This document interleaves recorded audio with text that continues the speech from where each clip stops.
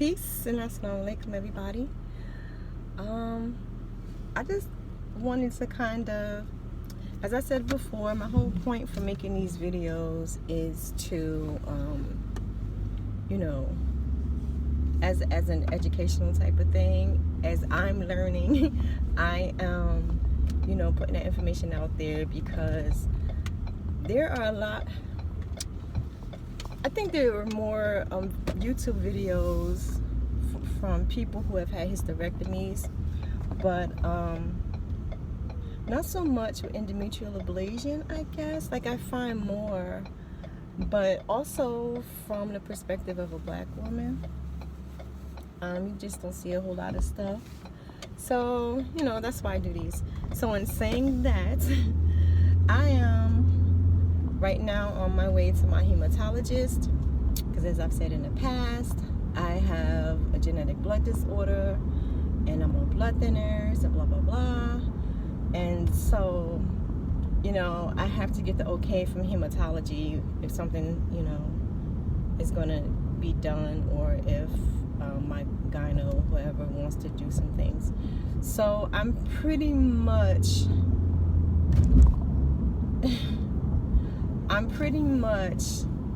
not thinking at all about getting an endometrial ablation. It is quicker to get done, yes, and far less invasive than a hysterectomy, but there are just too many cons, and there's such a high rate. Even 10 to 20% failure rate is a lot, and when you're talking about like in a 12-month period. So they say somewhere around 300,000 to 400,000 ablations are done yearly, and in that year 10 to 20%, or 3,000 to 6,000 at least, are failures. That's too high to me. That's too high a percentage to me. And also, still, I'm like, what are they considering successful? What are they considering a failure? I know that the people who are on these support groups, online support groups and things like that, they are normally people who have had a bad outcome. But give me a break. They're normally people who have detour. They're normally people who have had bad outcomes. So, their perspective is going to be biased, I suppose. But nonetheless, there are a heck of a lot of people who have had really bad outcomes, from like excruciating pain to odors to it's simply really not working at all. And remember, an ablation is like destruction of the lining around the uterus. And so on top of all of that,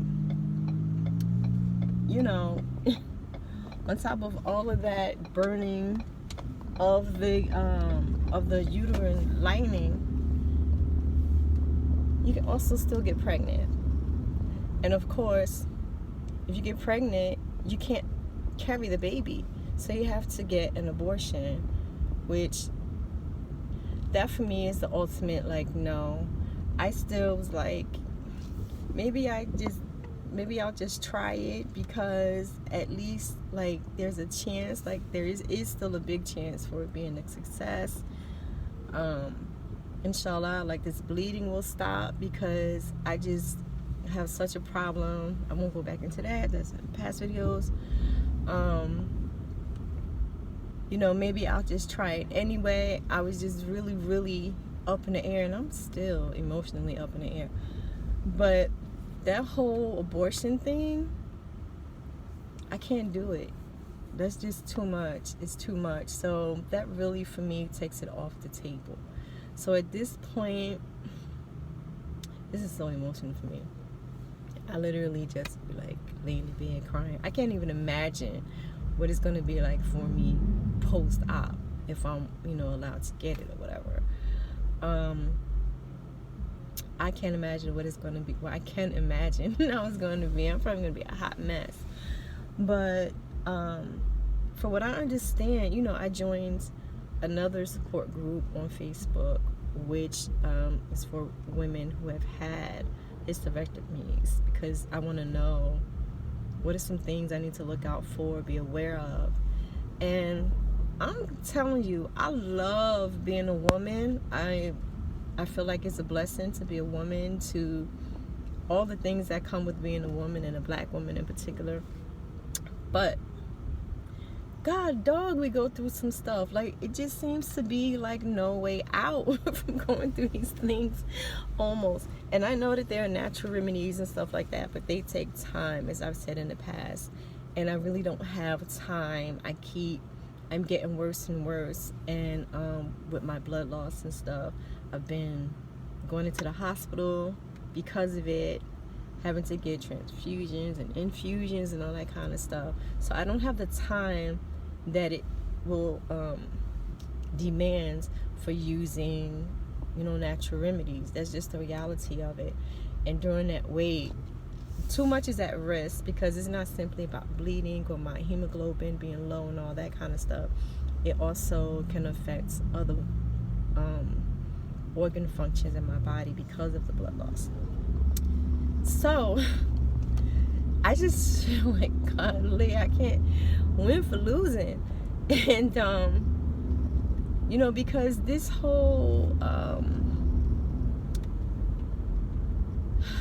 from what I understand, listening to these women or reading these women's comments so far, I haven't done a whole heck of a lot of researching on it yet, but there are all kind of things that also comes with hysterectomy, from all kind of hormonal changes. So some women have stated that they have depression or even thoughts of suicide. There's still pain, there's weight gain. Sexually they say that your libido was shoot through the roof, but you can't, you're not allowed to actually be intimate, sexually intimate, for a long time after you have a hysterectomy. In fact, even clitoral orgasm is not allowed for many weeks from a lot of people. So folks who like to masturbate or stuff like that, that's also a no-no. Of course, the ultimate is you can't have any more babies.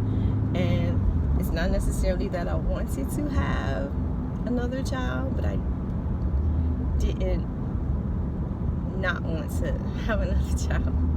You know what I'm saying? I'm trying to think of some other things that I've read women talk about. I think I said weight gain. I don't know what I'm going to do so far as in my house. Everything is downstairs. My daughters, they can cook and do all that kind of stuff for me, but I still have to get upstairs to my bedroom, as well as that's where the bathroom is. So I haven't quite decided what I'm going to do about that. It's not major. I'm sure I could come up with something if I'm not allowed to walk upstairs for quite a while, because even when I was healing from the clots in my lungs, I wasn't allowed to go up the stairs. I wasn't allowed to do anything. My doctor was like, don't put no dishes in this dishwasher, do zero. I was allowed to walk from my room to the bathroom, and that's it. But that's all I could stand anyway, because I was done just from that. But all in all, and this is just part one, because I still don't have a whole heck of a lot of information on it yet, because I'm still learning. But at this point, I think the ablation is absolutely off the table for me, and hysterectomy it is.